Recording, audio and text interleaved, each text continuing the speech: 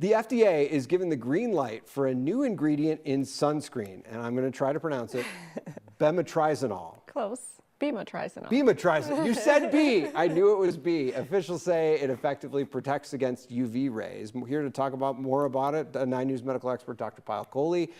Good morning. Good morning, Steve. So let's talk about this ingredient. What is it? Okay, so it's kind of a breakthrough when it comes to sunscreen care. And in fact, it was engineered in the lab, so it's not naturally found.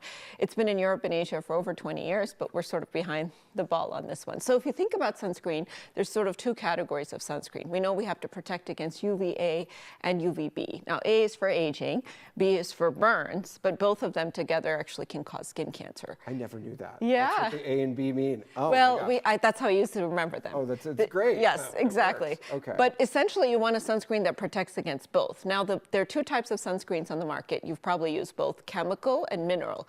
Mineral is the zinc oxide, titanium dioxide that you put on top of your skin, leaves a white cast, protects against both, but doesn't absorb into the skin, sits on top of it, so it gets on everything and leaves that white cast. Chemical sunscreen designed to absorb into the skin, but that's part of the problem. So number one, it kind of disappears and breaks down in the sun. Number two, if you look at blood levels of chemicals found in sunscreens for people wearing chemical sunscreens, they're way above the safety thresholds, not just the day you wear the sunscreen, but for many days afterwards.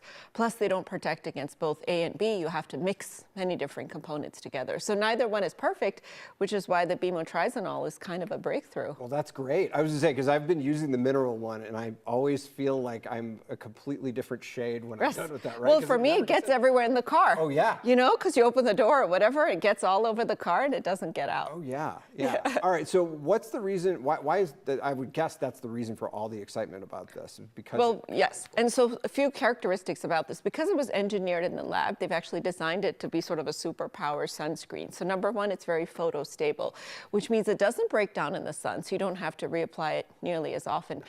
Number two, it's not absorbing into the skin. So I know we have a lot of concern about the chemicals getting into our bloodstream, causing hormonal disruptions. You don't see that with this particular sunscreen. And number three, this component actually makes other components of sunscreen work better. So having it now available to us in the United States, I think, is a huge boon, and the dermatologists are literally breaking out the champagne.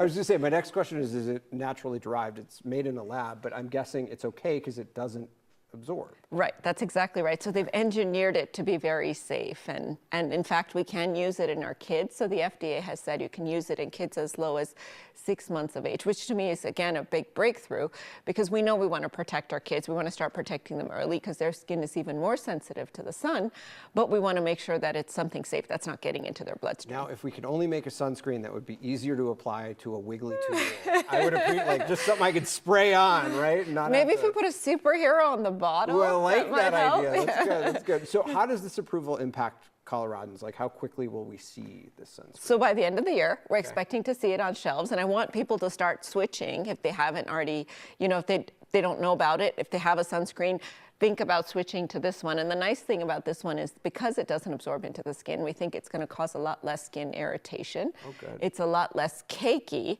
and therefore a lot easier to wear. So I think we will see that it's a lighter formula. It doesn't feel as much kind of weighing us down when it's hot outside. And like I said, it's probably safer as well. So I know certainly for myself, I'm going to start looking close to the end of the year, see if it's on the shelves, and think about starting to switch over. I love that idea. Yeah, now I'm sunscreen shopping. And add it to my list of things to do. Yes. So I'll just say one last thing, which is that it shouldn't have taken us 20 years to get this. And that reflects a little bit of the red tape that we see in the FDA. Like, it's been in Europe, it's been in Asia, it's been in Australia, it's been all over the world. It's established safety. It was first invented in the 90s.